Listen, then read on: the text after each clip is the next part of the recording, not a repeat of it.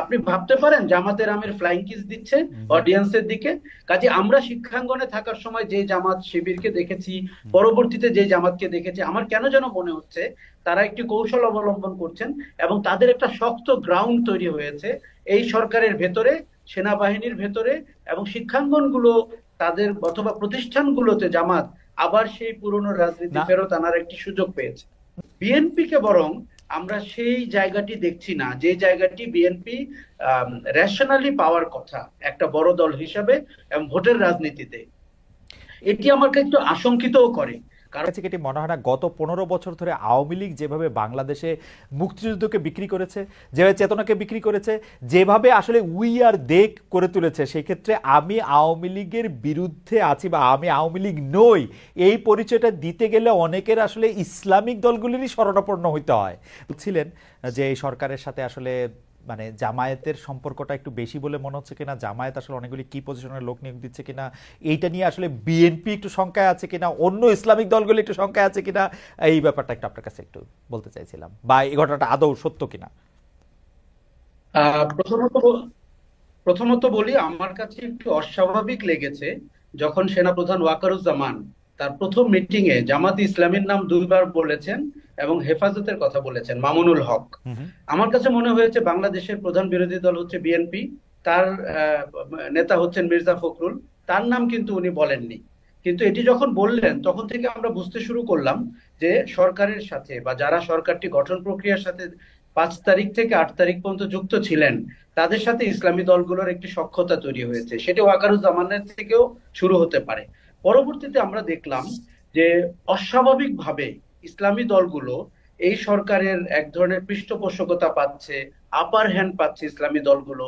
তাদেরকে যখন কোনো সমাবেশ হয় রাজনৈতিক দলগুলোর, ইসলামী দলের সংখ্যাধিক্য আমাকে খুব ভাবায়। আমার মনে হয় যে আমি যখন ভোটের রাজনীতি দেখি অথবা আমাদের সমাজের যে জনমত দেখি, সেইখানে তাদের যে অংশগ্রহণ অথবা আনুপাতিক হার আর এই সরকারের মিটিং গুলোতে যে আনুপাতিক হার, সেটি আমার মনে হচ্ছে অস্বাভাবিক। এবং আপনার আপনার কথায় আমি পুরোপুরি একমত। বিএনপি কে বরং আমরা সেই জায়গাটি দেখছি না যে জায়গাটি বিএনপি রেশনালি পাওয়ার কথা একটা বড় দল হিসাবে এবং ভোটের রাজনীতিতে। এটি আমাকে একটু আশঙ্কিতও করে। কারণ হচ্ছে আমি কিন্তু শুধু সরকারের সাথে দেখছি না, আপনি যদি আমাদের সোসাইটিতে দেখেন জামাতের আমির যেভাবে বিভিন্ন জায়গায় যাচ্ছেন, ভারতীয় হাই কমিশনারের সাথে বলি অথবা অন্যান্য জায়গায় তিনি যেভাবে আশ্বাস দিচ্ছেন, বসুন্ধরা সাথে দেখা করছেন এবং হিন্দুদের সাথে দেখা আমাদের করছেন। সাংবাদিক নেতাদের সঙ্গে বসছেন। সাংবাদিক, আপনি জানেন 4 জন পলাতক সাংবাদিক যাদের বিরুদ্ধে মামলা রয়েছে, তাদের সাথে বসেছেন এবং তাদের সাথে যেভাবে উনি কোথাও কোথাও ফ্লাইং কিস দিয়েছেন, আপনি ভাবতে পারেন জামাতের আমির ফ্লাইং কিস দিচ্ছে অডিয়েন্সের দিকে।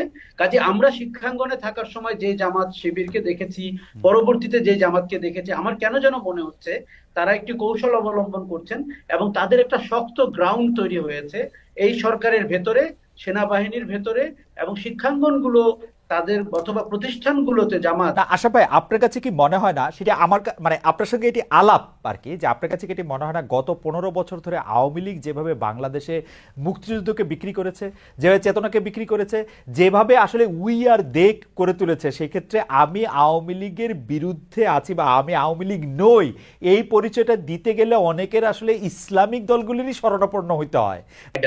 Sheikh Hasina was the chief divider in Bangladesh.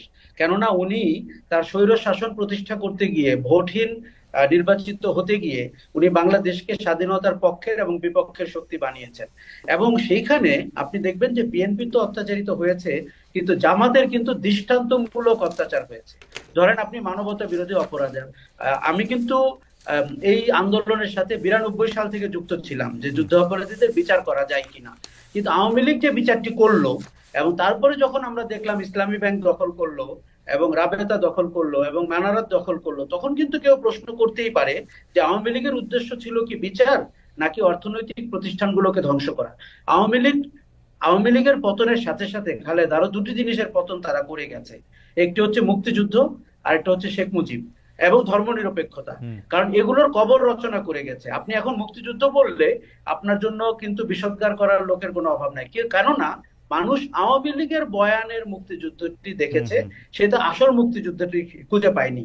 Awami লীগের বয়ানের ধর্মনিরপেক্ষতা দেখেছে, যেটির একটি সন্ত্রাসী চেহারা।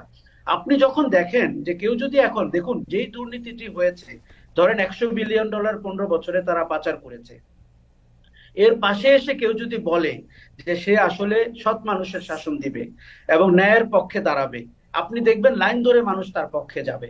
বিএনপির রাজনীতিটি তো আমরা চিনি, এবং বিএনপির রাজনীতিটির পরিচয় আমাদের কাছে প্রকৃষ্ট, কিন্তু সৎ মানুষের শাসন, ন্যায়ের পক্ষে জান ও জবান, এই যে শব্দগুলো আমাদের মার্কেটে ঘুরছে, এগুলো সাংঘাতিকভাবে ইসলামী দলগুলোকে সাহায্য করছে এবং জামাতকে সাহায্য করছে, এবং তারা স্বপ্ন দেখছে যে বাংলাদেশে এরকম একটি ঘটনা কিন্তু ঘটবে। আশরাফ ভাই, আপনাকে শুধু আমি জি জি মনে করিয়ে দিই একটি কথা।